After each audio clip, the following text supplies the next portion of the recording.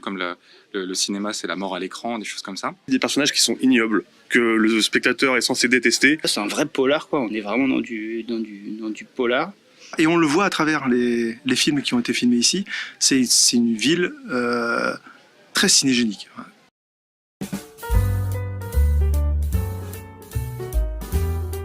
Regarde toi ou l'objectif? Tu peux me regarder moi, en fait on est en mode interview. D'accord. Bah écoute, je vais te demander déjà comment tu t'appelles, ton nom. C'est Mathis Grandval. D'accord. Le festival, la nuit du cours, tu l'as connu comment? Je l'ai connu par quelqu'un de ma famille qui m'a proposé de présenter mon film. Et voilà, je l'ai envoyé et c'est comme ça qu'il a été diffusé. D'accord. Donc ça t'est venu comment cette idée de prise? Ça m'est venu tout d'abord il y a quelques mois, donc en cours en fait, en cours d'histoire du cinéma, on parlait de la prise, c'était pendant un cours sur la figure du monstre. Et cette idée de prise m'a un petit peu tenu en haleine et je me suis dit il faut que je fasse un truc avec ça. Et après on a parlé de choses, de phrases de cinéastes assez connus comme le cinéma c'est la mort à l'écran, des choses comme ça. Et donc ça m'a inspiré cette idée de capturer en fait, de faire l'inverse du cinéma, de capturer un moment, en fait une photo à l'intérieur du cinéma et de mettre ça dans un film. Ouais, c'est comme ça que m'est venue l'idée. C'est un peu brouillon mais en gros c'est ça. D'accord, non, c'est plutôt clair. Ok. Bon bah bravo en tout cas, félicitations pour ce prix. Merci, c'était un plaisir, j'ai passé une très bonne soirée. Merci à toi. Donc, vous avez connu comment ce festival? Bonne question. Google est ton ami. D'accord. Et donc, c'est en tapotant sur Google l'envie de participer à un festival. Ça n'a jamais été le cas. Et puis là, je sais pas. Le thème, je crois. Le film pouvait joindre le thème. Et donc je me suis lancé. Mais oui, je suis pas d'ici, donc je suis pas du Havre. Et donc c'est via Internet. D'accord. Vous êtes d'où? Ouais, je suis de Perpignan. J'habite à Perpignan. Je suis un Lillois expatrié dans le sud.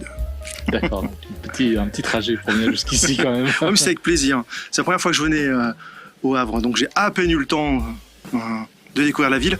La seule chose que j'ai pu voir, et on le voit à travers les films qui ont été filmés ici, c'est une ville très cinégénique, très filmable, à plein de points de vue. Donc c'est pas étonnant d'ailleurs qu'il y ait une partie de production de Netflix qui sont filmées ici. Je crois qu'il y a un bureau d'accueil cinéma digne de ce nom. Et c'est ce que j'ai pu découvrir, je sais pas si c'est le cas. Et en tout cas, mais c'est sans surprise. Hein. Mais à travers le temps, il y a eu beaucoup de films très connus qui ont été tournés sur le Havre. Et il y a très souvent des longs métrages qui sont tournés ici. Ouais, il y a... Bon, c'est à la fois la ville, à la fois la mer, à la fois des immeubles, à la fois des lieux contemporains, des lieux reconstruits, et je crois que c'est ça qui attire l'œil. Complètement. Donc pour revenir un petit peu Désolé. Non, pas de souci. Au contraire. Donc l'histoire de votre court-métrage, Le Coffre, c'est né comment? C'est né comment? C'est né... alors on avait décidé, on était 4 ou 5, comédienne et un réalisateur. On s'est dit, on a 2 semaines devant nous, on a quelques histoires qui traînent depuis un bon moment, et si on décidait de les filmer enfin. Et donc on avait 5 scénarios qui traînaient dans les tiroirs depuis longtemps, et donc on avait 5 jours pour filmer, et on a filmé ces 5 courts-métrages en 5 jours, et Le Coffre faisait partie de ces courts-métrages. Voilà. Alors court-métrage avec globalement toujours la même idée.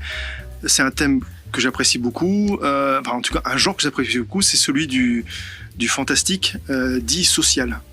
C'est-à-dire un récit fantastique, mais avec toujours une touche sociale. Voilà. D'accord. Influence du cinéma anglais. Très bien, très bon cinéma. Très bon choix. Ouais. Eh bien, merci beaucoup.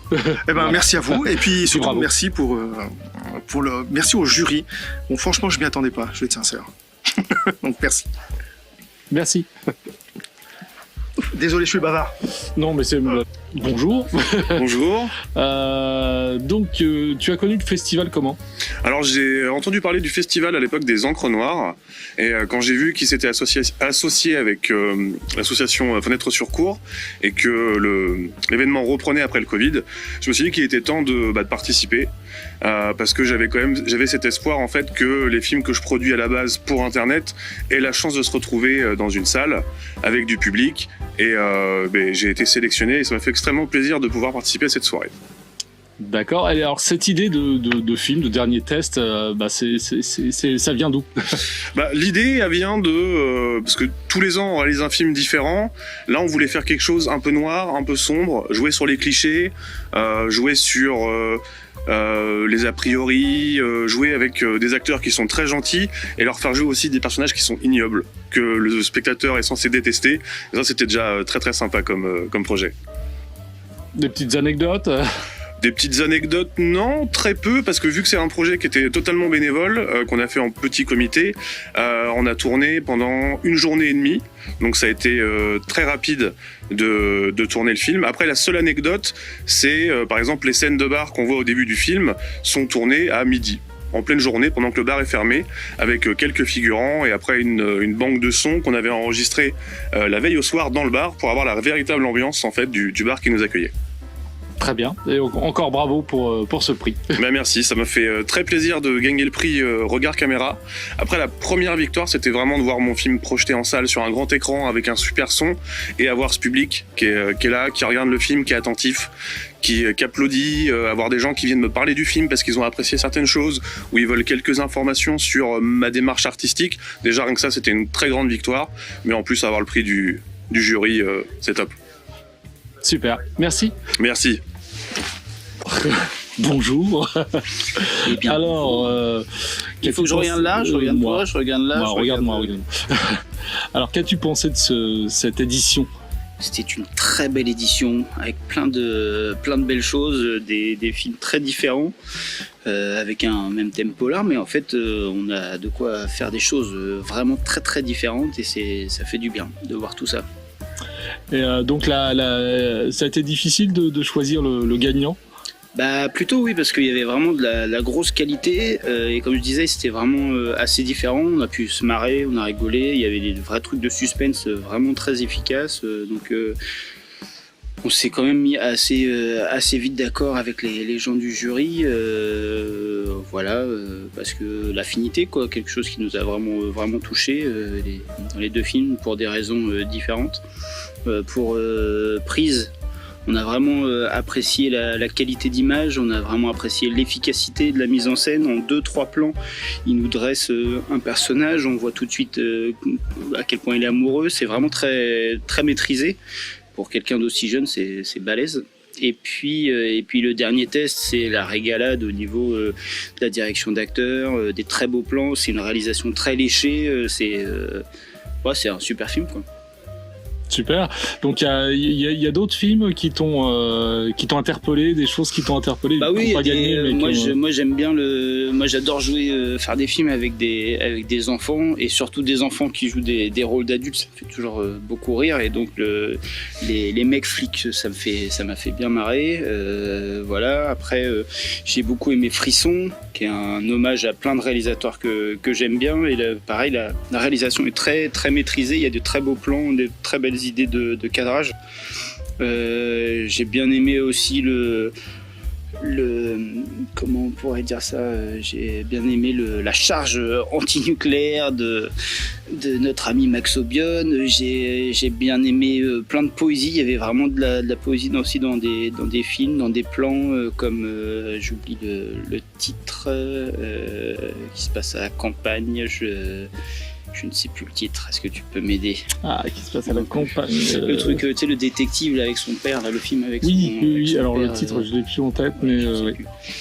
Alors attends, je vais trouver autre chose dont je me souviens. Si, bien sûr, Anamnèse, j'ai vraiment bien aimé, pareil, très très très bien léché au niveau de l'image. Il y a plein de beaux plans sur des portraits qui sont très très très beaux, très efficaces, un vrai polar, quoi. On est vraiment dans du polar.